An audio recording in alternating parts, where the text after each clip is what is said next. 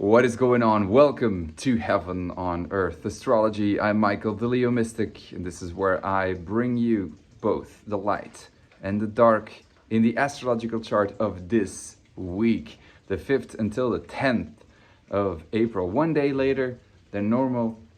Let's just say there was a lot to do, and I just didn't have time to do the forecast. And right now, too, it's raining and can't really find a spot. So we got to do it with this view, which is still doable, right? By the way, check out my Heaven on Earth Astrology Astro 201 course.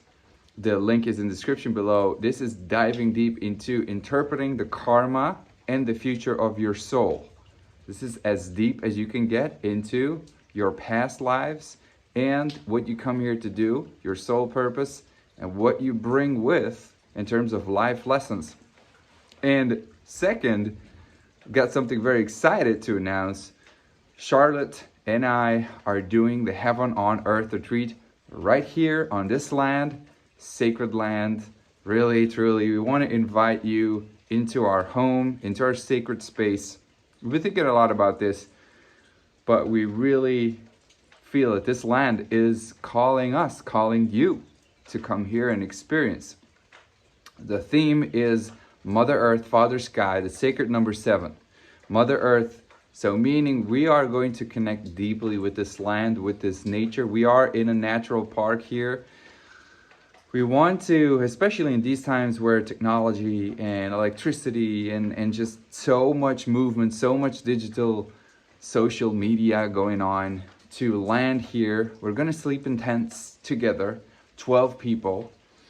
And we're going to connect to Mother Earth, not only, by just being here, which is already enough, really, but also we're going to invite a guest speaker, Daf, who is a permaculture, who's going to explain everything to us about the food, about organic food, about, what his experiences with the land.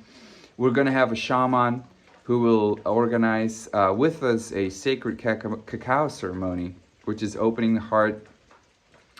We're going to do a fire ceremony. We're going to do a vision quest. We'll have a energetic healer doing energetic healing on every person. Private session of 1 hour. And those are the guest speakers. And our whole program is organized around, the heavens bringing it to earth. So obviously we're going to talk about astrology. Obviously we're going to talk about, the sacred number 7, the 7 days, the 7 visible planets, from the moon all the way to Saturn, to the sun, Mercury, Venus, Mars, etc. And we're going to do a journey of bringing the heavens on earth. So establishing and just rising the Kundalini from the root chakra all the way up to the pineal gland and the 7th chakra, the Sahasrara, with Kundalini yoga every morning, and going through the chakras themselves. Every day has a theme. For instance, the first day is landing, Saturn, Saturday, structure, the Kundalini energy force that is at the root of the spine, our ancestors, and just so much more. It really is a comprehensible, very in-depth program that teaches you about the human body and the hidden potential, the heavens, the earth, and the sacred number 7. Check it out. It's right here in Spain. It is amazing. It is the 2nd until the 8th of July. And you're going to want to be there because the summer is going to be so freaking nice. 12 like-minded people, you and I. Let's do it. Link is in the description below. Now let's dive into the astrology of this week. Man, I'm recording this on Tuesday, and I can tell what a difference with Monday, because Mars was closing in on Saturn on Monday and was about to start a new cycle. And Mars is our actions and Saturn is our responsibility. So this is how we act responsibly. And when Mars was closing in on Saturn this whole time, like the last 2 weeks, this was about closing an old cycle of 2 years and confusion. cycles of confusion and clarity, and it's like ending up and not really getting there and just being hampered. But now Mars started a new cycle with Saturn, and this is breaking free, starting new responsibilities, just acting and just planning, just poof. Right now too, with Mars conjuncting Saturn with Sun in Aries, which is about, it's the midst of Aries season. This is right here in the midst of action, in the midst of starting things, in the midst of self-confidence. And with Mars on Saturn, this is about a plan, this is about executing, this is about power, this is about authority, this is about leadership. And on Tuesday at 5:30, Venus comes into Pisces. So now we got the Sun exalted in Aries and Venus exalted in Pisces. Now the interesting thing to me is that the moon was in Taurus, which is the exalted space of, for the moon. So this is about comfort, this is about possession, this is about money, this is about value, this is about just being in luxury.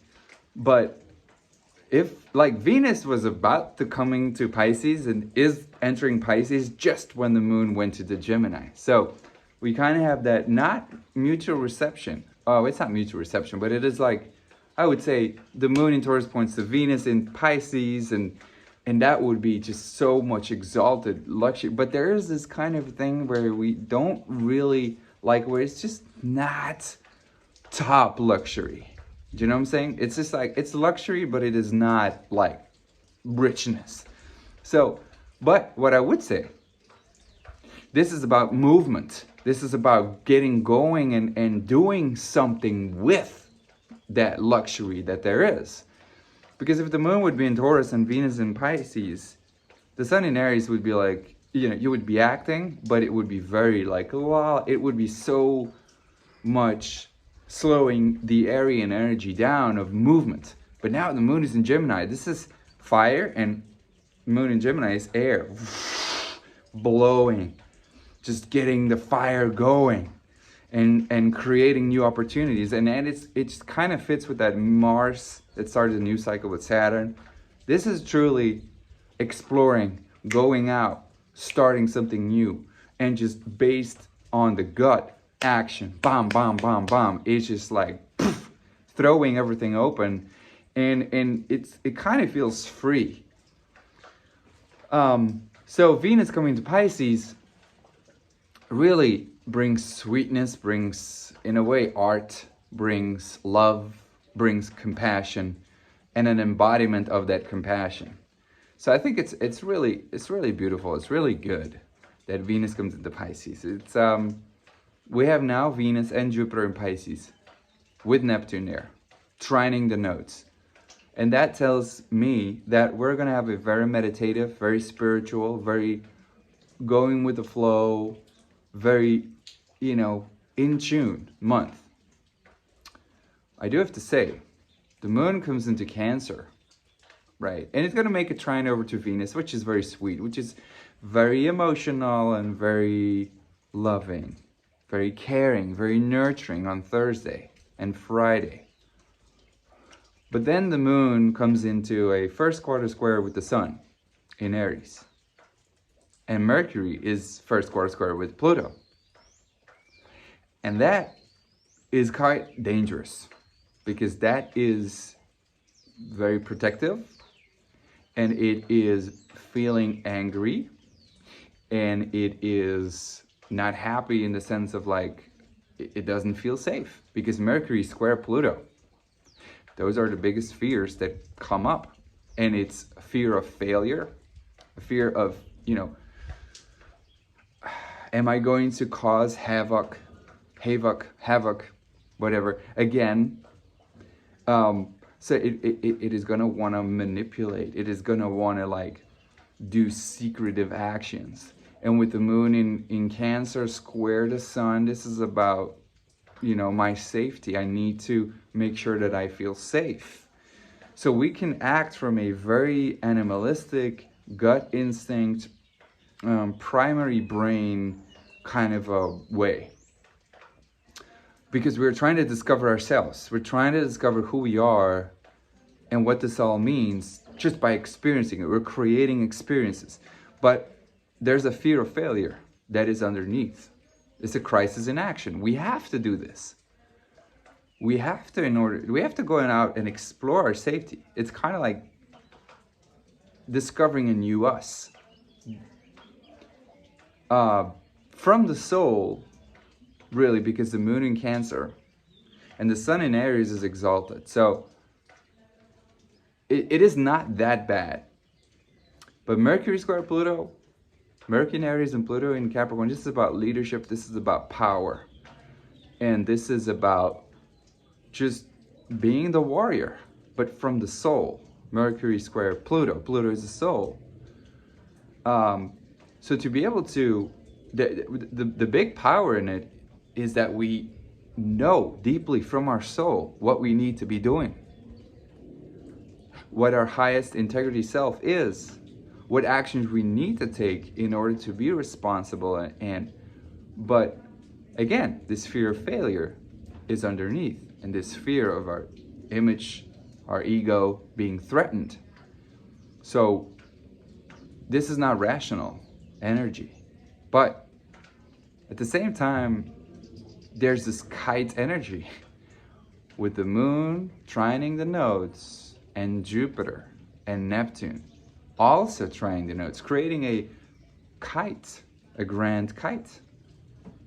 Well, a kite, which is a grand trine kite, which is really sailing, especially now in water. A kite in water for me is sailing with the winds and just allowing yourself to float. You know, it's that kite that captures that wind and sails the big waters easily. This is feeling, this is emotional cleansing, and this is actually to do with the fact that we have that moon in Cancer trining Neptune and Jupiter, which is also trining the nodes. This is about a deep inner knowing that we already are enough. So the moon in Cancer square Sun in Aries and Mercury square Pluto is searching for who am I? It's trying to discover who am I? And moon in Cancer is kind of like self-conscious about it, and like is seeing where it is failing, seeing where it is not safe, seeing where it's not protected, so it's going to want to protect itself, and Mercury square Pluto is going to want to try to manipulate. But Jupiter, Neptune, trining the moon in Cancer, deeply knows that it is part of something bigger. And so the messages really that came very clearly this morning to me were like, no matter what happens, I am divinely guided. No matter what happens, I already have all the energy available. I have all the energy available at any time. No matter what happens, I am where I need to be. No matter what happens, I am perfect. No matter what happens, this is now the perfect thing that needs to happen for me. No matter what happens, I am supported. No matter what happens, I am protected. No matter what happens, it is already perfect. No matter what happens, I am whole. You know, it is so much, and it is a deep inner realization. You can't really, like me saying it right now, just words. But it's really with this Jupiter, Neptune, trying the nodes, and then the moon in Cancer, you're going to deeply know, deeply feel. And you need to take some time. You need to go with the flow. You need to really take time alone with Source here again. But with Venus is now in Pisces and the moon is in Cancer, and so it is deep inner knowing, deep intuition. You'll know it, you'll feel it, and really meditate upon those words. So no matter what happens, no matter what I do, I am divinely guided. There are guides, whether it is angels, whether it is messages, whether it's nature, whether it is God, whatever it is, I'm part of something bigger, that it is abundant and that has energy available, and I'm always supported, and I have limitless supplies. I have infinite supply of energy. I have infinite supply of knowing. No matter what happens, I know what to do. No matter what happens, I am ready. That one, no matter what happens, I am ready. Sun in Aries is ready to act. Mercury in Aries is ready to act. It doesn't believe it because it's squaring Pluto and is quite afraid of the conditioning of what society is going to think and do, especially with, I would say Mars conjuncting Saturn there is kind of like a saving grace, less or more, since it is still, even though it's a new phase and it is about getting out, and Saturn just still pulls you a little bit down. So if you do that, if you really allow to go with the flow, but still act and know no matter what happens, I'm ready, and trust, I think you're going to advance so much. I think we're growing. I think we are doing what needs to be done, and it is divinely timed. And that's a beautiful message in the midst of that chaos, in the midst of, So here's to that. Enjoy. Much love. See you next week. Bye-bye.